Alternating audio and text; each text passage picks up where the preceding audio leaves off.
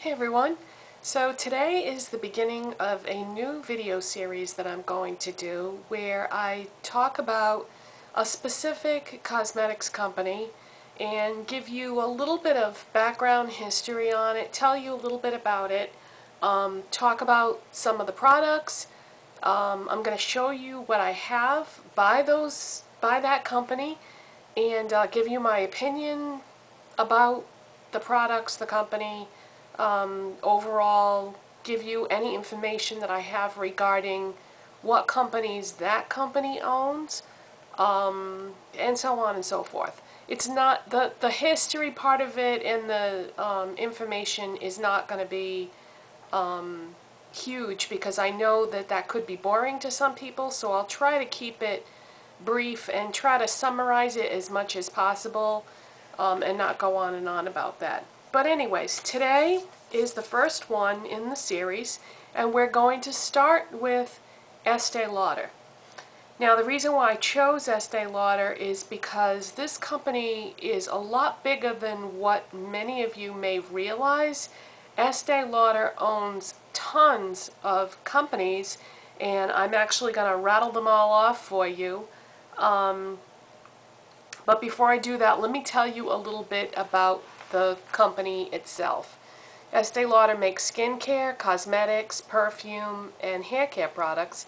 They have their headquarters in Midtown Manhattan, New York City.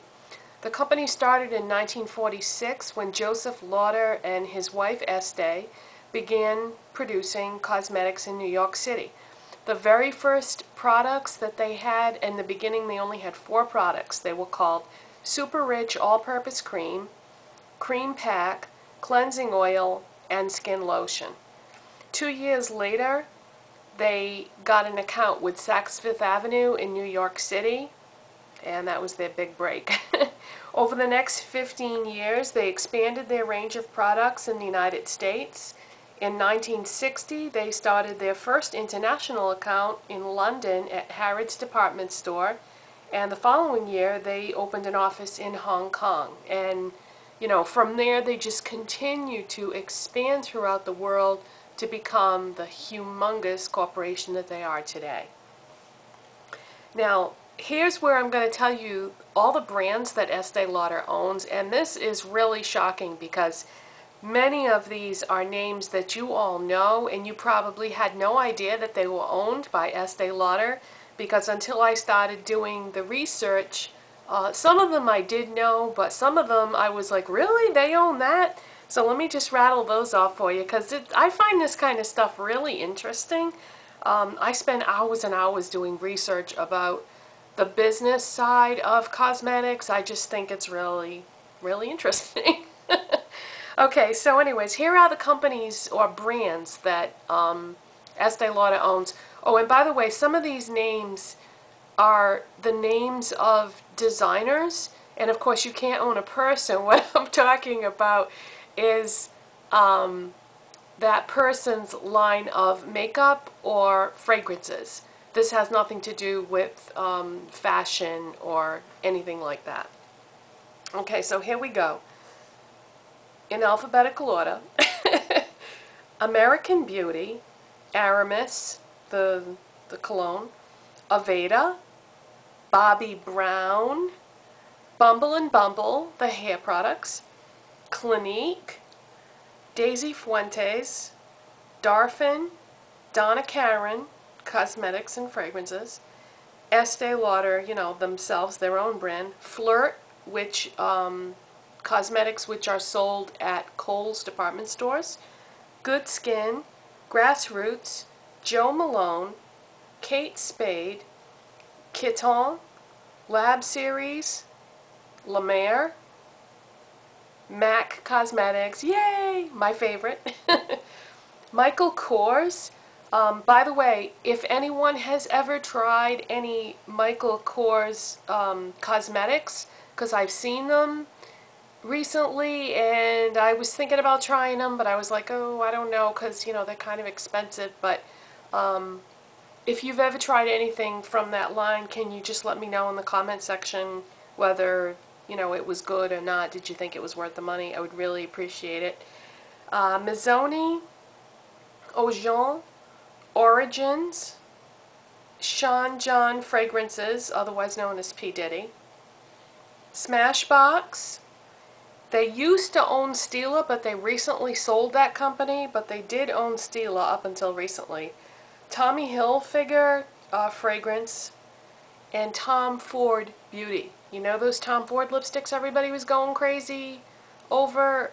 So the whole Tom Ford Beauty cosmetic line is an Estee Lauder company.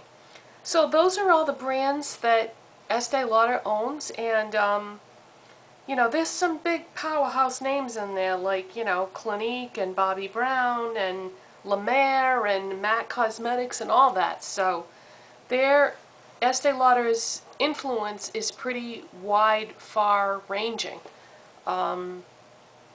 So that's that, and I'm going to show you what I own by Estee Lauder and just briefly tell you what I think about it.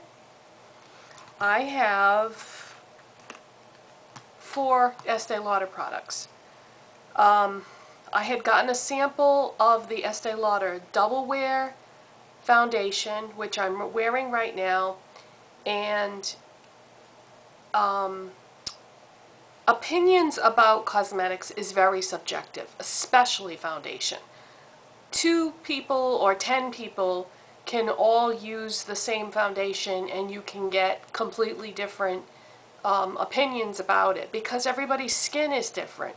So based upon that, you may want to take what I'm about to say with a grain of salt, because I don't like this foundation. I know a lot of you told me, you know, try doing it this way, try doing it that way, but I just don't like the formula.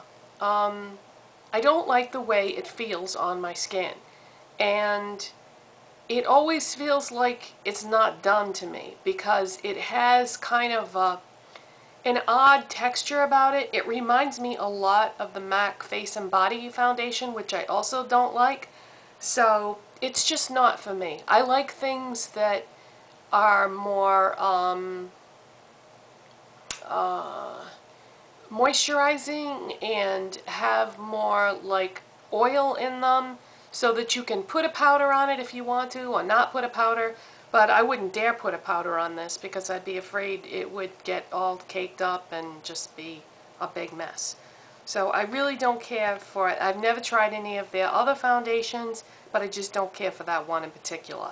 The only reason why I tried that is because a lot of people do seem to like it.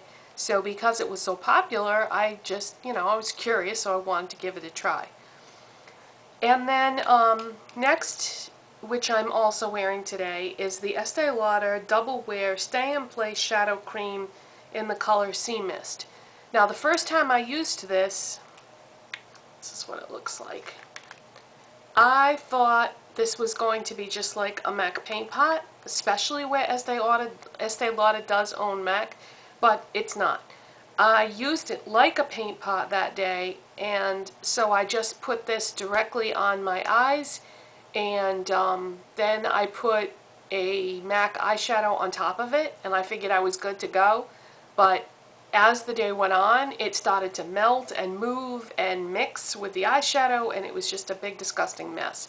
So today what I've decided to do, to see if I can work with it and not waste it and use it, I put Urban Decay Primer Potion on, then I put this on, and I did not put any powder eyeshadow on top of it.